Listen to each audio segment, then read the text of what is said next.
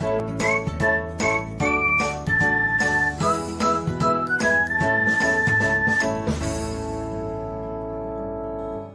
everyone, welcome back to another episode of Technologyglance. Today in this video, I'm going to guide you through how you can show notification about features on Skype. So let's get started. Firstly, open Skype app in your device. Then tap on your profile icon. Next tap on settings. After that tap on notifications. Then scroll until you find in-app notification. Below it, you can see the option of tips and tricks. Turn on it by tapping on it.